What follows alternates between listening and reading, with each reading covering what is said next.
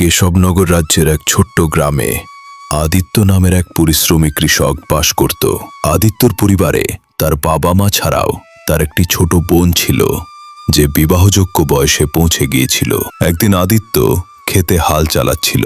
ঠিক তখনই তার বন্ধু কানাহাইয়া এসে বলল, আরে আদিত্য, শুনেছিস গ্রামের মুখিয়ার বাড়িতে যে চুরি হয়েছে সেটা করেছে আমাদেরই গ্রামের মোহনলাল।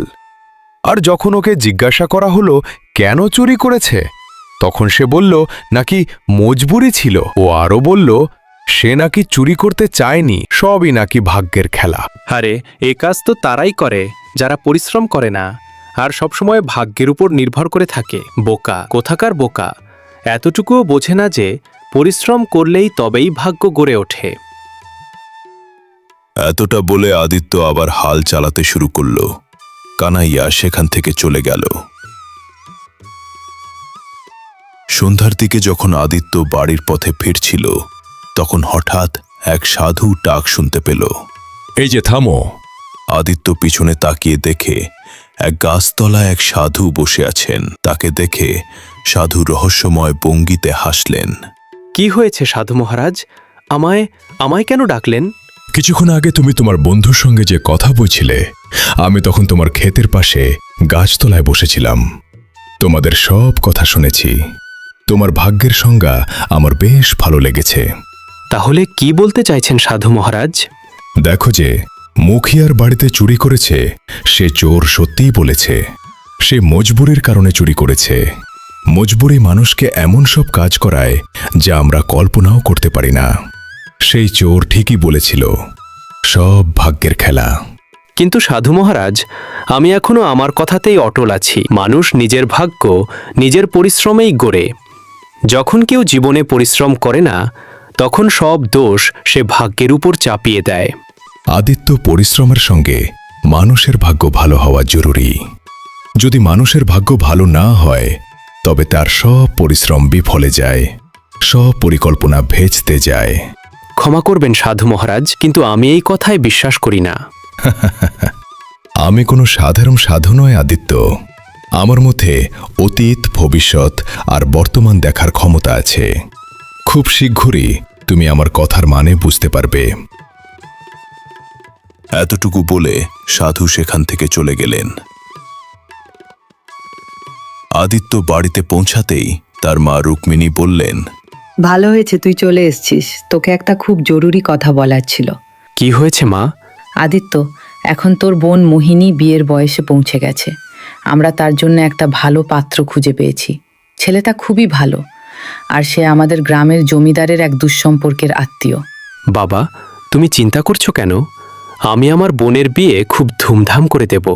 হ্যাঁ, আমার ফসল সারা রাজ্যে খুব ভালো হবে। এই তো আর কয়েকদিনের মধ্যেই ফসল কাটা শুরু হতেই চলেছে। আমি আমার ফসল রাজ্যে খুব ভালো দামে বিক্রি করব, এবং তারপর দেখবে আমি আমার বোনের বিয়ে বড় ধুমধাম করে দেব। আদিত্যর পরিবারের লোকেরা হাসতে লাগল। কিন্তু পরের দিন যখন আদিত্য নিজের খেতে গেল, তখন ক্ষেতির দৃশ্য দেখে সে পুরোপুরি ভয় পেয়ে গেল। সেই দিনই আদিত্য তার ক্ষেতে অনেক কঠিন ওষুধ ছিটিয়ে দিল। সে অনেক চেষ্টা করল, কিন্তু পোকার আক্রমণ বন্ধ হলো না। অবশেষে আদিত্যর ফসল নষ্ট হয়ে গেল। নিজের এত পরিশ্রমকে এভাবে নষ্ট হতে দেখে আদিত্য খুবই মনোমরা হয়ে নীরবে বাড়ি ফিরে গেল। তাকে উদাস দেখে তার মা রুক্মিণী জিজ্ঞাসা করলেন, কি হয়েছে আদিত্য, তুমি এত মন খারাপ করে আছো কেন? মা, আমাদের সব ফসল নষ্ট হয়ে গেল। আমি কিচ্ছু বুঝতে পারছি না। এখন আমি কি করব মা? চিন্তা করো না, তুমি তো সবসময় নিজের পরিশ্রমকেই ভাগ্য বলে মনে করো।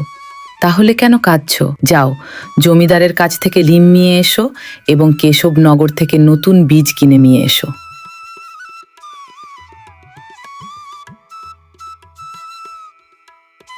মায়ের কথা শুনে আদিত্য জমিদারের হালিতে গেল এবং সব ঘটনা বুঝিয়ে বলতে লাগল। জমিদার মশাই, আমার বীজ কেনার জন্য ঋণ চাই। হ্যাঁ, তো দেখো আদিত্য, তোমাকে ঋণ দিতে আমার কোনো আপত্তি নেই।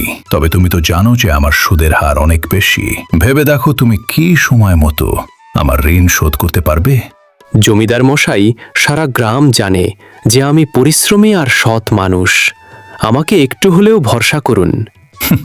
সঠিক কথাই বলেছ, কিন্তু বাপু আদিত্য, শোনো, ভরসা করে ঋণ দেওয়া হয়, পেঁয়াজের উপর ঋণ দেওয়া হয় না। যদি তুমি আমার ঋণ সময় মতো শোধ করতে না পারো, তবে কিন্তু আমি তোমার ক্ষেত দখল করে নেব।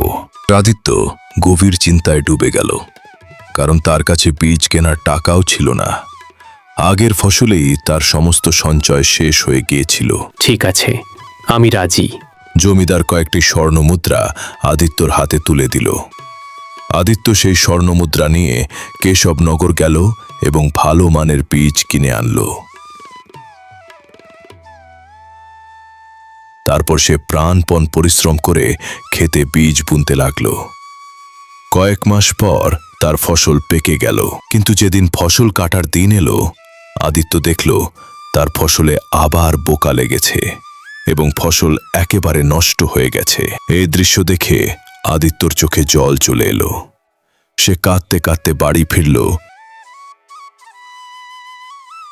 এবং সব ঘটনা তার মাকে বলতে বলতে বলল, মা, মা, সব ফসল নষ্ট হয়ে গেল। মা, সব ফসল নষ্ট হয়ে গেল। উপর থেকে আমি জমিদারের ঋণী হয়ে গেলাম। আমি জানি না এখন আমি বোনের বিয়ে কি করে দেব। আরে আদিত্য, কয়েকদিনের মধ্যেই ছেলের পক্ষ মোহিনীকে দেখতে আসবে।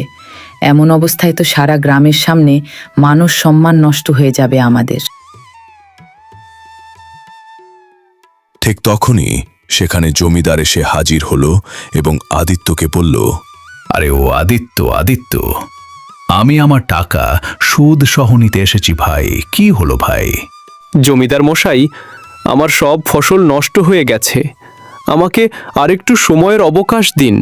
কি অবকাশ দেব? আরে বোকার মতো কথা বলো না। তোমার মাথা খারাপ হয়েছে নাকি?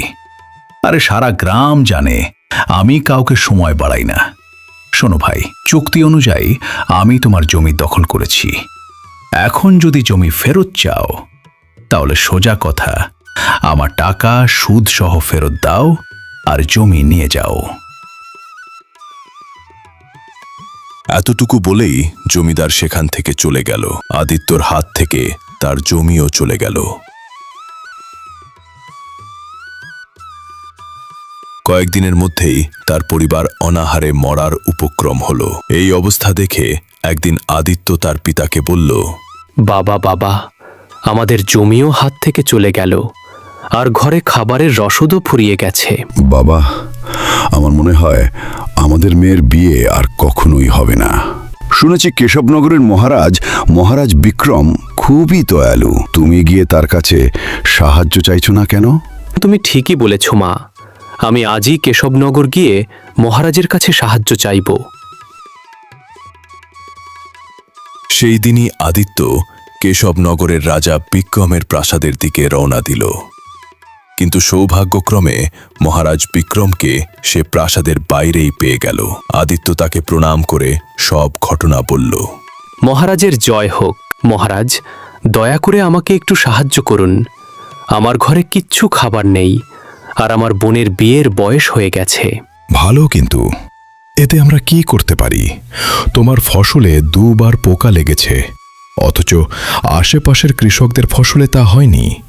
এর মানে 1, তোমার ভাগ্য ভালো চলছে না, আর 2, তুমি মিথ্যে বলছো। মহারাজ, আমি মিথ্যে বলছি না মহারাজ। গ্রেটার দেন আমি কিভাবে বিশ্বাস করব তুমি সত্য বলছো? আমি তোমাকে কোনো সাহায্য করতে পারবো না। কথা শেষ, এখন চলে যেতে পারো। রাজা বিক্রমের কথা শুনে আদিত্য মনোমরা হয়ে নিজের গ্রামে ফেরার পথে রওনা দিল। অর্ধেক পথ যেতে না যেতেই সে এক গাছের নিচে বসে পড়ল এবং নিজেকেই বলতে লাগল, কি জানি আমার সুখে কি কারোরই নজর লেগেছে। ঠিক তখনই তার চোখে পড়ল সামনে এক ব্যক্তি পড়ে আছে যার শরীর থেকে রক্ত ঝরছে।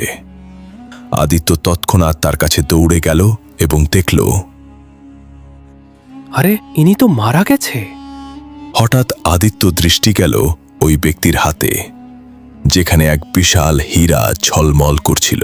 কিন্তু তখনই আদিত্যর মনে আওয়াজ ভেসে এলো, আরে, এই হীরের তো অনেক দাম মনে হচ্ছে, কেননা আমি আমি এটাকে কেশবনগরে গিয়ে কোনো জুয়েলারের কাছে বিক্রি করি, এতে আমি ভালো টাকাও পাবো এবং এবং জমিদারের কাছ থেকে আমার জমিও ফেরত পাবো। হ্যাঁ, আবার এক বিপরীত ঝড় উঠল তার মনে। যদি তুমি এটা না নিয়ে যাও তাহলে অন্য কেউ নিয়ে যাবে। তার চেয়ে ভালো তুমি এটা বিক্রি করে নিজের দুঃখের অবসান ঘটাও। এই ভাবনা আসতেই আদিত্য হিড়িটা নিয়ে কেশবনগরে চলে গেল।